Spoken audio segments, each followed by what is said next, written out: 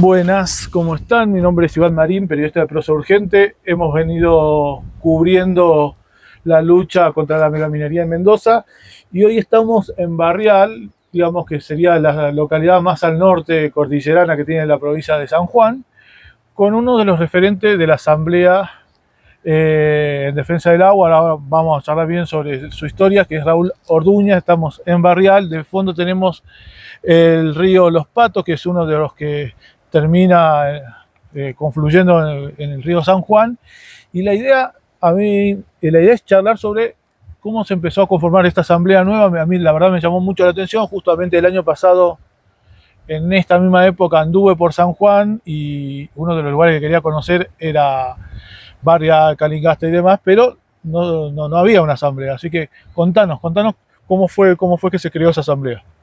Como no, bueno, gracias Iván por venir, por visitarnos. Sé de tu accionar que estás visibilizando toda esta lucha que es hermosa, es de largo aliento y es difícil. Es hermosa y difícil a la vez. Así que bueno, gracias a vos. Gracias por haber venido y visitarnos. No hay por qué. Bueno, contanos, ¿cómo se llama la asamblea específicamente? ¿Tiene un nombre? Asamblea por el Agua, Valles Calingastinos. Valles Calingastinos, que significa que no solamente es de una localidad, sino de las que... Por supuesto, en realidad se debería llamar agua por San Juan, porque en realidad nuestro sistema hídrico nace acá enfrente, detrás de esas cordilleras, de la cordillera de los Andes. Son los 7 de Ancilta, que tenemos el segundo pico más importante, que es el Mercedario. El sistema hídrico empieza detrás de esta cordillera. Para los que por ahí no son de San Juan, aclaremos. Esto que está ahí atrás es la cordillera de los Andes. De los Andes, señor. Sí, señor. Bien. En los 7 de Ancilta. Bien. El sistema hídrico, como todos los sistemas de ríos de montaña, se va armando y va tomando su volumen y su curso a partir de afluentes. Sí. Los afluentes, el sistema que termina conformando el río Blanco, que es uno de sus principales afluentes, el río Los Patos, ese que está corriendo acá al lado nuestro. Empieza con el Salinas, Santa Cruz, Blanco, se suma a Los Patos se le suman 2 ríos más y terminan generando el San Juan. Bien. Y el San Juan es la cuenca más importante, la segunda cuenca, o te diría la segunda cuenca en importancia, pero la primera en afectar a personas. Claro. Un poquito más de 600.000 personas abrevan de esa cuenca, que es la cuenca del río San Juan. Pero nace aquí y nace, como te digo, detrás de la cordillera, donde, bueno, hay algunas apetencias mineras que pretenden modificar la ley de glaciares para acceder a esos territorios, a esos lugares de la criósfera, donde puede ser gravemente la afectación irreversible. Bueno, esa es una de las cuestiones principales. Totalmente. Estamos hablando de daños irreversibles. Totalmente. Por eso es importante, te decía, Iván, que la cantidad de personas afectadas, en San Juan somos alrededor de 800.000 habitantes. Ya hay una cuenca al norte. Cuando vos decías recién al norte, estamos más bien al sur. No, sí, me equivoqué. Sí, no importa, lo corregimos ahora. Al norte, la cuenca más importante es el río Jáchal, que está gravemente afectada hoy, en estos momentos. Hay un silencio de radio respecto de las causas de una gran mortandad que hubo el año pasado, que empezó el 3 de noviembre del año pasado. Todavía no hay... ¿Mortandad de peces? ¿En dónde fue esto? En Cuesta del Viento. En Cuesta del Viento. En el dique Cuesta del Viento. Bien. El sistema que empieza con el río La Palca, el Blanco, como estos, ¿no? Como nuestros ríos. Mira, justo hay un río Blanco también, en esa cuenca. Confluyen y genera, y se indica el río Jáchal en el dique Cuesta del Viento. Ahí empezó la mortandad que bueno, todos conocen, y que el gobierno no ha sabido explicar, no ha querido, no ha podido, no ha sabido. Al principio mintió, como es un modus operandi del gobierno de San Juan, como ya nos pasó hace muchos años en el primer gran derrame del 2015, hubieron varios, Este técnicamente sería el cuarto. Hay quienes dicen que hay más. Yo comprobados tengo, sería el cuarto. Bien. Digo sería, lo digo potencial, pero la Uncuyo ya determinó que hay 5, por ejemplo, ¿no? Uno de los valores más graves, que es el mercurio. Aparte es un tóxico, un neurotóxico que afecta a muchísimas especies, al ser humano, obviamente, y termina arruinando todo el sistema, como ha pasado. Bien, bien. Contanos un poco, en la zona que te involucra a vos, ¿no? Que es la de Calingasta, Barrial y demás. ¿Cuáles son los proyectos mineros más importantes? Hay varios, los de más avanzada. Sí. Salud. Salud, Iván. Gracias. Es que tenés una semana muy movida. Una semana movida. Venís de Uspallata. A dedo, encima. Encima. Los que no conocen el camino, no está muy transitado, que digamos. No, polvoriento, sí, hay 36 kilómetros de tierra. Con solo 100 kilómetros nos separan. Sí. Y parece una eternidad. Y parece un montón. Ya lo resolveremos. Sí. Te decía... los proyectos más importantes en esta zona, digamos. Bien, nosotros tenemos en la cabecera, nosotros somos Barreal, sí. que es el primer pueblo aguas abajo de los proyectos más sobresalientes y de más avanzada, que han avanzado respecto o del otorgamiento de la concesión de agua, que es muy peligroso, o el otorgamiento o la aprobación de la IA y la DIA, que es un mecanismo técnico, sí. No lo quiero aburrir, pero ya están más avanzados en eso. Son 2. Uno es el proyecto del Pachón, hoy propiedad de Glencore, fue de otras empresas. ¿De dónde es Glencore? Suiza. Suiza, bien. Y el otro más importante que ya obtuvo la DIA y está negociando la concesión permanente de agua, de uso permanente de agua, es el proyecto Azules, hoy de la empresa, o hasta porque van cambiando los nombres, pero es McEwen Cooper, que hoy se llama ACM SA, que es Andes Corporación Minera, nombre de fantasía, ¿no? Como pasa con Barrick, que ya no es Barrick, que es Minera del Sol, bueno, etc. Ya conocemos un poco esa parte. Esta última de los azules, ¿de dónde es? Los capitales canadienses. Canadienses. Sí. Aprovechando que tenemos la cordillera atrás, y ahora profundizamos sobre esto, si uno tendría que ubicar ambos proyectos, ¿para dónde lo indicarías vos? Están de donde estamos nosotros, sí, hacia el noroeste. Para allá. Ambos. Uno está más enfrente de Calingasta, sí, si queremos verlo en la geografía del valle. Claro.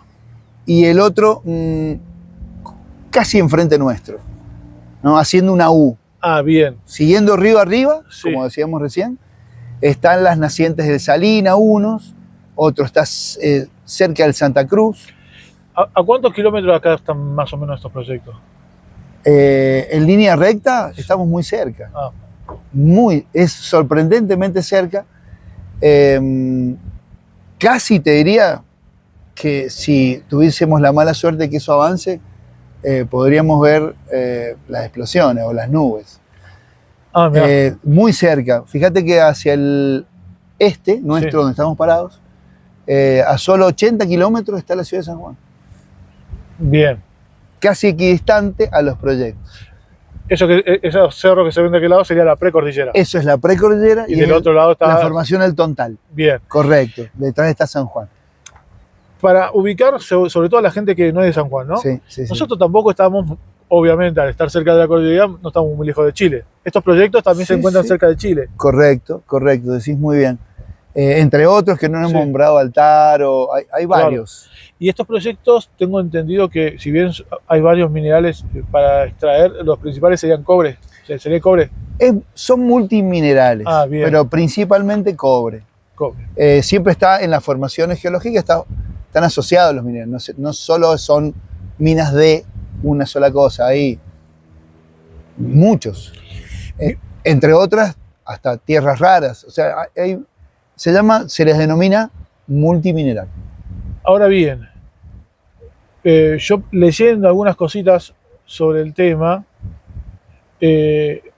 son proyectos, sobre todo, bueno, charlando recién, un poquito antes de la entrevista con vos, que vienen hace muchos años, Sí, en sí. algunos casos. ¿Por qué no avanzaron con más rapidez?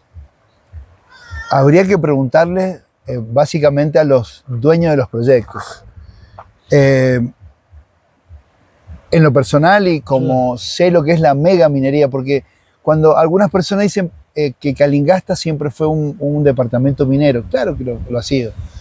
Pero estamos hablando ahora de otra liga, esto es mega minería, a cielo abierto, que el open pit, para que el que no conozca, el tajo o que da el agujero que se genera, es del tamaño de nuestro pueblo entero. Entero. Eso no tiene relación alguna con la minería que se venía practicando en la zona. En absoluto.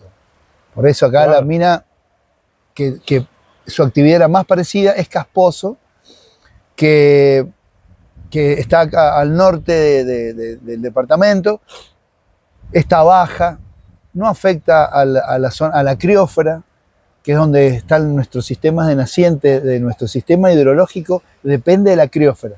La criósfera está compuesta por muchas geoformas. Las geoformas son esos glaciares de escombros, glaciares de roca, que es un sinónimo en realidad, los glaciares expuestos, los glaciares cubiertos, el permafrost. O sea, es un sistema de criósfera, de frío, que cuando hay precipitación nívea, se mantiene, y en el periodo estival, como ahora, hay escurrimiento y tenemos nuestra agua constante. Toda esta amenaza se da en una provincia que tengo entendido desde el año 2012, si no me equivoco, declaró la emergencia hídrica. Hace poquito se ha declarado en la legislatura provincial la emergencia hídrica, pero tenemos un ciclo de secano muy largo, una sequía histórica, desde que se tienen registros, porque no siempre se registró, ni se mensuró el río, ni se midió, pero desde que se tiene registro es una sequía histórica. Tuvo un pico hace 3 años, muy graves, donde incluso acá en el pueblo se llaman colgar los pozos porque las napas bajan. ¿Cómo sería la sequía que no hay recarga? Las napas bajan y los pozos de succión quedan donde se chupa, queda colgado, se llama porque chupa aire. Habían bajado tanto, hoy estamos un poquito mejor, igual las mediciones del mes pasado, pues estamos a 19 hoy, estamos alrededor de los 20 metros cúbicos. Hay una estación de medición acá camino abajo en el río San Juan, donde arrojaban 20 metros cúbicos, es muy poco. Estamos en emergencia hídrica. Volviendo a estos dos proyectos principales que me nombraste vos, más allá de que ya aclaraste que había varios más. ¿Qué tan cerca están de la cuenca del río San Juan estos proyectos? Y las nacientes. Exactamente en la naciente. Es tan peligroso, porque uno tiene que atar cabos, ¿no? En esta cuestión, en esta vorágine y en esta voracidad por más minerales que finalmente no son ni para nosotros, no, claro. ni por nosotros, ni para nosotros. Desgraciadamente, allá por los 90, se generó la ley de promoción minera donde se autoexcluye el Estado de poder explotar. Mirá la paradoja. Ni siquiera podemos hacerlo de Chile. Claro. Que Chile tiene otros problemas muy serios, muy serios. No quisiéramos tener esos problemas nosotros. Y te decía que estos proyectos están sobre las nacientes de la cuenca, como te decía hace un rato que hacía una U. Nosotros, Barreal, somos el primer pueblo aguas abajo de este sistema hídrico que alimenta principalmente, este es el principal afluente del río San Juan, es Los Patos. Bien. Y lo es del propio Los Patos, el río Blanco. Discúlpame ¿Sí? la interrupción. ¿Sí? El río Blanco, que es afluente de esto, exacto, sería el que está más cerca de los proyectos mineros. Exacto, en sus nacientes que se forman así: Salinas, Santa Cruz, Blanco. Bien. Ese sistema hídrico, ambos proyectos, los de más avanzada, el gobernador irresponsablemente ha dado 35 permisos. 35. Bueno, estos dos están apostados en las nacientes de este sistema del Blanco, que el Blanco a su vez es el principal afluente, como decíamos, de los Patos. Estamos hablando de dos proyectos grandes. Muy. ¿Querés que te dé una cifra escalofriante, ¿no? Porque si hablamos de emergencia hídrica, donde las personas se empiezan a relegar el uso del agua. Hay horarios. En San Juan hay horarios para el uso del agua. Hay días de corta para la producción agropecuaria, que ese es otro tema, porque así como no toda la minería es lo mismo, no toda la producción agropecuaria es la misma. Ahí hay un problema hay que decirlo, específico, sí. Y hay que nombrar las cosas, porque cuando uno cuida el agua que es sagrada, sin agua no hay vida. Eso lo vemos acá cuando se nos corta el agua un día, es un problema. Es un problema, sí. Entonces te digo la importancia de el volumen. Decime. Suponte, en agua, el proyecto del Pachón, sí, que increíblemente sin tener aprobado la IA ni la DIA, tiene concedidos 1.157 litros por segundo de agua. Eso, para dimensionarlo, ¿qué sería? Alrededor de 100 millones de litros por día. Los 1.157 litros por segundo equivalen a casi 100 millones de litros por día. ¿Sabes cuántas personas pueden abrevar? ¿Cuántas personas consumen? Y según el consumo, porque el cálculo es presuntivo, no hay exactamente. Pero alrededor, que es altísimo, supongamos a 500 litros, son 200.000 personas. Solo un proyecto. Solo un proyecto. Le afectamos el agua de consumo humano a 200.000 personas, así como si nada. Hay cifras que son escalofriantes. Sí. Y estamos hablando, por ende, o sea, para recalcar, ¿no?, sobre esto que estás diciendo, no son proyectitos, son proyectos de dimensiones muy grandes. Ahora bien, uno de los argumentos fuertes que suele emanar el lobby minero es la cuestión del trabajo. ¿Generan trabajo? ¿Qué tanto? ¿Cómo es la situación? ¿Cómo lo ves vos a eso? Sí. Es una industria, en principio la actividad minera es absolutamente lícita. No estamos demonizando a un sector productivo. El tema es dónde, cuánto, para quién. Todas esas preguntas no las debemos hacer como seres humanos y como consumidores. ¿Qué tan racional es, en última instancia, meter una minera en las nacientes de un río en una provincia? Yo creo que es un disparo, es un suicidio. Hay un término que es muy bonito, muy claro, que se llama un ecocidio. Cuando vos atentás contra tu propio ecosistema. El propio ecosistema nos alberga, nos da vida. Imagínate que nosotros afectemos, como ya ha pasado.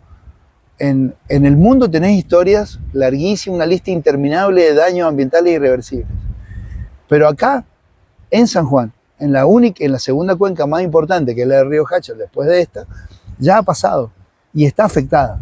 No es tanto, a ver si te estoy entendiendo, no es tanto la discusión si hay laburo o no laburo, sino las consecuencias de lo que vendría a implicar la implantación de un proyecto como este. Por supuesto, trabajo genera. El tema es cuánto trabajo, para cuántas personas. Claro. Porque, mira, nos pasa siempre. Ya lo hemos vivido acá en el mismo departamento. Empiezan a decir, no calificamos para... Contanos un poco de eso, a ver. Bueno, ya ha pasado. Termina pasando... que el vecino trabajador común y corriente de Calingasta por ahí... No califica. A lo sumo vamos a terminar haciendo trabajos periféricos, que son los menos rentados finalmente. Y si querés sumarle otra cosa más grave, que es el RIGI. Muy bien. Llegamos a ese punto. Te estaba por preguntar. ¿Sabés que acá pasa algo muy llamativo? Obviamente que si estoy equivocado, remarcámelo. Sí. Estamos en una provincia claramente minera, ¿no?, durante ya varias décadas, en donde yo observaba que sectores pro-mineros se oponían al RIGI. Creo que vinculado al peronismo, si no me equivoco, ¿no? A Uñac. Yo decía, ¿no?, qué tan instalado está el proyecto minero que incluso sectores pro-mineros te vienen a facilitar con el RIGI, Ahora bien, ahí lo que seguramente debe haber es una disputa interburguesa, o por llamarlo de alguna manera, ¿no? O interempresarial, entre un sector del empresariado sanjuanino quizás y el extranjero. ¿Por qué se opusieron al RIGI? No sé si lo llevaron hasta el final de esa Mirá, posición. Uñaki y finalmente es muy, muy loco lo que pasa en Sudamérica, porque esto no es una decisión del pueblo, se hizo a espaldas del pueblo, Sí, sí, claro. se hizo a las apuradas. El RIGI es lo morboso de esta entrega, o sea, el lado morboso. Por eso incluso los propios decían, es mucho. Es mucho, sí, sí. Es muy fuerte. Entonces, analizándolo, nosotros hacemos un chascarrillo ya de esto, pero el artículo 193 de la ley le da prioridad de uso a las empresas. No tienen que pasar por el Banco Central para mandar las remesas. Tienen escalonado hasta tasa cero en diferentes cantidades de años ciertos impuestos. Es mucho. Y la prioridad de uso es gravísima. ¿Por qué? Porque, y sobre todo en época de sequía, Claro, hemos sí. declarado la emergencia hídrica, manifestamos que hay una sequía histórica.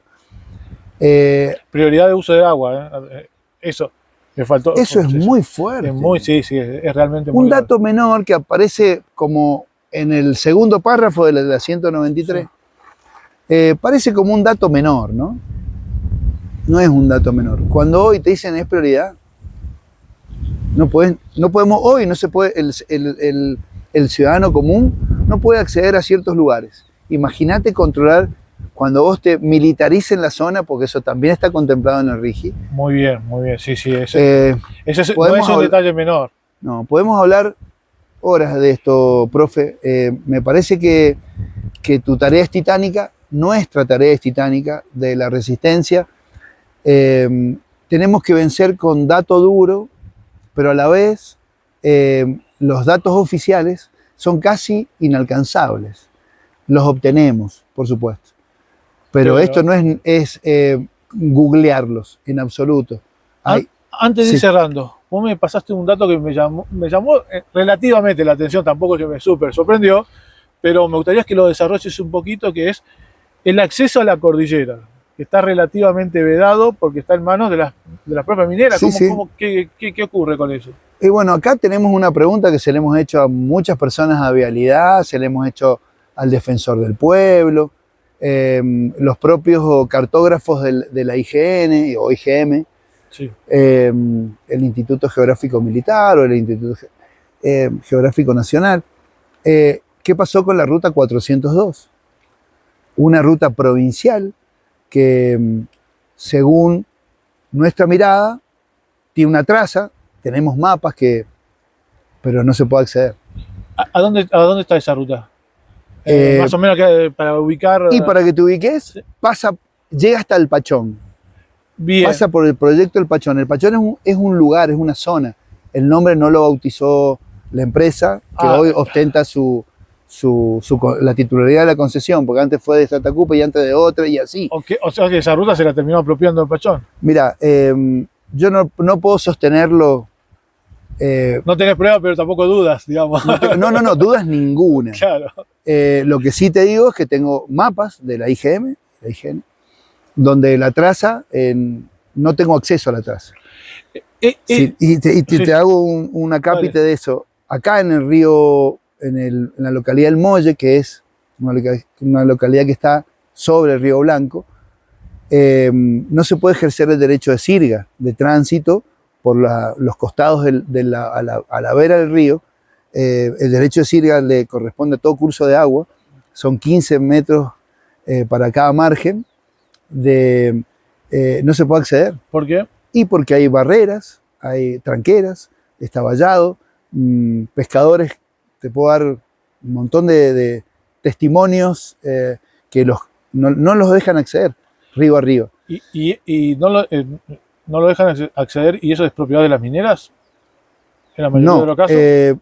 El río, sí, como está declarado muy, muy sabiamente en la ley de glaciares, son de bien público, claro, son bienes públicos. No pueden ser ni expropiados ni concedidos No, sí, a obvio, privados. obvio, pero a lo que voy, los que ponen las tranqueras, ¿se sabe quiénes son? Por supuesto, es la empresa Glencore. Sí, Ah, sí, bien, sí, las sí, mineras. sí, sí, sí. Bien, bien, bien. No la minera Concreto, con nombre y Glencore. apellido. Sí, sí, sí, sí. Bueno, Ellos responden, nosotros hemos enviado notas que explicándonos por qué no. Ellos dicen, esa no es la 402. Eso es una concesión minera. Los propietarios off the record de los campos dicen, a mí no me paga un centavo. Y así. Le preguntás a Vialidad, ¿dónde está la 402? No hay explicación. Le preguntás acá al director de turismo, les he preguntado personalmente. desapareció del... Díganme dónde está la 402. Ahora te voy a dar la última pregunta para cerrar, pero quiero hacerte una consulta, básicamente por curiosidad. Esa ruta que me estás nombrando vos, ¿está muy lejos de la ruta que hoy sería del Paso de Agua Negra? Sí, está al sur. Lo que Agua Negra está al norte, está después de la localidad de La Flor. Sí. ¿Y cerca del Paso de Agua Negra también hay proyectos mineros? ¿O todavía No. no? Ah, bien. Eso está bueno aclararlo porque si bien la ley también, la ley de glaciares, que hay que defenderla, cuidarla, y te puedo nombrar varios profesionales y doctores en geología, glaciólogos, Milán es uno, sí. Forte es otro, que dicen que hay que, en realidad, y esto lo dijo Milana, por ejemplo, que habría que modificar la ley, pero para aumentar la protección. Claro, sí, no obvio. Para que un gobierno de turno venga y desclasifique un inventario, un glaciar que está inventariado, para que sea accedido o permitido alguna explotación, o minera o hidrocarburífera, porque también hay que recordar que la ley de glaciares excluye toda actividad industrial, minera e hidrocarburífera. Eso hay que decirlo también. Ah, bien, bien, porque, bien. ¿Por qué? Porque es nuestro tanque de agua. Tengo un amigo que tiene esa metáfora, está muy buena. Es nuestro tanque de agua. Yo creo que eso hay que hacer foco.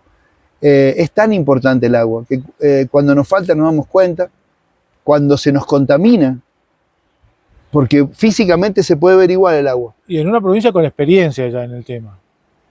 No somos, mira, a mí me pongo a veces de los pelos porque lo veo el gobernador abrazado con los hijos de BHP, suponte. Sí. BHP junto con Lundin forman el proyecto Vicuña. Uno de los más grandes de Sudamérica, me Tan parece. grande que si yo te digo la cantidad, no se han puesto de acuerdo ellos todavía en la cantidad de agua que van a necesitar. ¿Por qué te digo no se han puesto de acuerdo? Porque primero decían una cosa, después empezaron a decir otra, y finalmente, cuando vos ves las cifras, es escalofriante. De hecho, no hay esa cantidad de agua que se necesitaría para explotar la cantidad de minerales que hay. Uno de los proyectos es desalinizar, traer... había escuchado algo. Faraónico y es peor el remedio que la enfermedad. Ya España tiene graves consecuencias por el método de desalinización y así. Recalcamos ahí, la idea sería traer agua desalinizada del Pacífico. Última pregunta. ¿Qué repercusión está teniendo esta creación de la asamblea por el agua de acá de Calingasta en los vecinos? No, mira, es fantástico. Esta asamblea que se generó, te decía que era la quinta asamblea, la quinta sesión semanal, ha tenido... Tuvieron cinco asambleas consecutivas en fines de semana diferentes, primero en un bodegón de un amigo, luego en la Plaza San Martín, luego en Tamberías, luego en ¿Cuándo fue la primera? ¿Te acordás la fecha? ¿O aproximado el mes? Sí, creo que 8 de noviembre. Bien. 2 meses. Noviembre, mira, diciembre. Creo que no, 8 de diciembre tal vez. Upa. No, fue después de bueno, estamos ahí. Pero bien. La quinta, subimos 5 semanas. Bien. Hoy es 19, le restemos 5 semanas y ahí fue creada. Bien. Mira, es maravilloso porque, te digo, yo estoy interconectado con muchas asambleas de San Juan, de Mendoza, bien. Porque hace mucho que hago esto. Y la alegría que tenían, porque yo mandaba las fotos, de hecho lo han levantado varios medios, y decía, wow, qué cantidad de personas. Había una necesidad, Es, por supuesto, porque todos intuimos que hay que cuidar el agua, no sabemos cómo. claro. Nadie sabe cómo, o sí, y nada. Y Bien. a veces es doloroso activar, como hemos hablado recién del Claro. caso Esquel, Famatina. Se puede, se debe. Lo dice el artículo 41, que es un derecho y un deber del cuidado. Tenemos derecho al ambiente sano y un deber de cuidar. En ese ejercicio, el deber de cuidarlo, es que se generó la asamblea, preciosa, una convocatoria hermosa. Hay personas que están recién viendo cómo es el sistema hídrico. Porque para el ciudadano común, y me ha pasado como habitante de la ciudad de San Sí. Juan, ni siquiera vemos los glaciares. Sí, tienen otras preocupaciones y no está mal que Está- tampoco que así sea. Es la realidad, Sí. pero hay otro motivo aparte, Sí, ¿no? sí. De lo urbano, de la vorágine urbana, que yo pienso que el agua, como dicen todos, abro la canilla, ahí sale el agua y se va cuando Claro, por el resumidero. El agua es un poco más compleja y esta asamblea se ha dedicado, se ha abocado a la tarea fundamental de concientizar. bien. ¿Qué es concientizar? Saber cuántos glaciares hay, para qué sirve un glaciar. Hoy vemos, y a contrapelo de toda la información, por eso te agradezco, Iván, a vos que estás haciendo una tarea artesanal, de comunicación artesanal. Esto no es la industria de los medios. No, no. La industria de los medios está cooptada por la pauta. Me cuesta decirlo porque es muy triste, pero también la ciudadanía está batallada o ametrallada de información que no es fidedigna. O que es mentira o no es fidedigna. Sí, o una verdad media, pero es una mentira. La verdad de medio con el tiempo Sí. se convierten en mentiras. Se lo dije a un científico acá cuando vino a decir que los glaciares y estos no, y mira, aportan poquito, es un agua que no sirve. ¿Sabes qué dicen algunos científicos? La verdad es a media. Analizan un glaciar X de roca, suponte, y dicen, este agua no es apta ni para el consumo humano ni para el consumo animal. Por supuesto, como de cualquier glaciar, o cualquier glaciar de roca. ¿Por qué? Porque está con los detritos en contacto con minerales. Eso es el sistema por eso la asamblea se ha abocado a la tarea didáctica. ¿Por qué? Porque si yo te preguntaba o le preguntaba a cualquier persona, ¿qué es una vega? ¿Existen las humedades de altura? Y no sé, creo que no, me contesta muy poca gente. Facundo de la Vega, Florencia de la Vega, no sé. Pero una vega son fitodepuradores naturales, que esas aguas que son no aptas terminan siendo un agua increíblemente pura porque pasan por la fitodepuración radicular de estas vegas. Entonces, las verdades a medias son mentiras. Se terminan con el tiempo descubriendo que por qué lo dicen. Para desinformar, para decir, miren, tenemos todo este progreso expectando y estas personas lo obstaculizan. ¿Quiénes son estas personas? Los que cuidamos el ambiente. Hay que ser un grado de cinismo y de perversión muy grande para desviar esa información que es fidedigna. Nosotros nos abrevamos de muchos científicos que de muy buena ley nos dan data. Esto es un aprendizaje, por eso vos me preguntabas de la asamblea.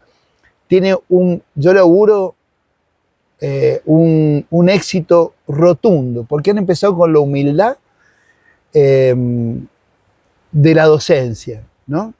El derecho a la información se ejerce también aprendiendo.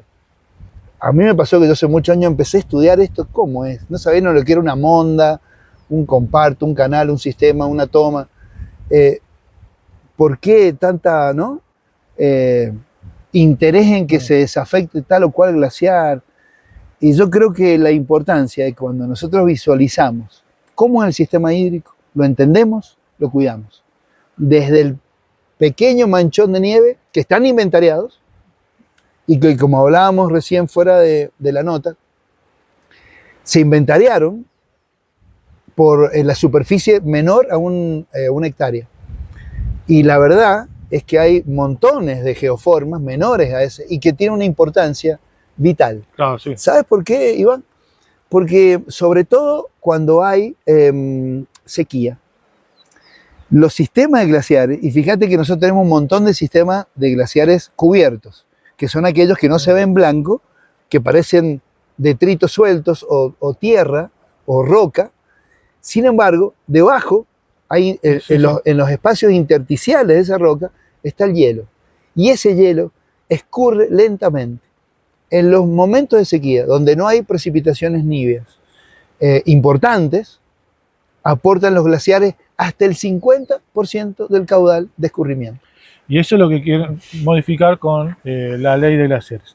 Bueno, Raúl, te voy a agradecer por la nota, No, vamos a seguir en contacto y está a disposición obviamente el profesor Urgente para que difundan lo que ustedes quieran. Sí, por supuesto. Mira, tenemos dos cosas para difundir. La primera, agradecerte de vuelta tu visita, tu interés y las preguntas de la asamblea me encantan. El próximo domingo, próximo sábado.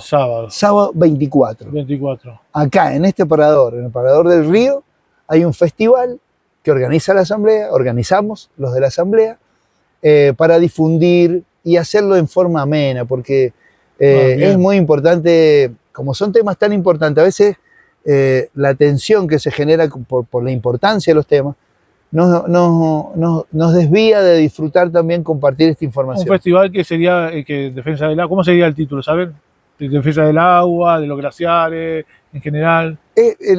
La temática de la asamblea es la defensa del agua. Bien. Vamos también a proteger la ley de glaciares, vamos a traer juegos con los chicos, vamos a analizar el agua, va a haber un montón, vamos a pintar nuestra geografía. Te hago una consulta con respecto a eso. Sí. Por prejuicio, sí. Por no ser de acá. ¿Es uno de los primeros festivales de este estilo? Es el primer festival. Muy importante. Es muy importante, tanto así que los integrantes de la municipalidad, nuestros representantes, nos están apoyando y creo que empieza un camino de mucha humildad y de mucha información, de compartir esto, no imponernos, que cada uno saque sus conclusiones. Sí. No es en contra de la actividad minera. La actividad minera en un lugar apropiado, hecha por nosotros, para nosotros, y con los límites que toda actividad sin límites, cuando no hay límites es un problema. Fíjate que lo que limita es alrededor del 2% en superficie. ¿Por qué ir ahí a romper nuestro sistema hídrico? Fíjate la importancia de este. Y la segunda cosa que tenemos para compartir, que es el 26 de enero, lunes 26 de enero, de 19 a 21, viene a traernos información, a compartir sus saberes sobre la geoingeniería. ¿Quién? Cecilia Sustersic. Ah, bien. No sé si lo ubicas. La ubico porque estoy en un grupo de WhatsApp con ella por la marcha del agua a nivel internacional. Bueno, vos decís, ¿qué tiene que ver? ¿No? Es puntana. Sí. Sí, Cecilia es puntana. Vos decís, ¿qué tiene que ver con el agua? Todo. Porque el agua, en todas las formas que tenemos, gaseosa, líquida, sólida, en cualquiera de sus estados, forman un sistema. En nuestros sistemas, sobre todo porque nuestro sistema hídrico es níveo, pluvio, glaciar. O sea que por la nieve, por las lluvias y por escurrimiento glaciares, como hablábamos recién, y nada menos que los de roca son los que más aportan en periodos de sequía, puede ser afectado por la geoingeniería. Ella nos viene a traer noticias de qué es la geoingeniería. Es un método muy viejo. Hay personas que nos estamos desburrando de qué es la geoingeniería. Es un método antiquísimo. De hecho, hay un tratado internacional que se llama ENMOND, que se firmó hace mucho, que a la Argentina también es parte, y que se abstiene y se prohíbe el uso de esas técnicas para uso hostil o bélico. Esto no es ni hostil, no es bélico, pero sí es hostil al sistema.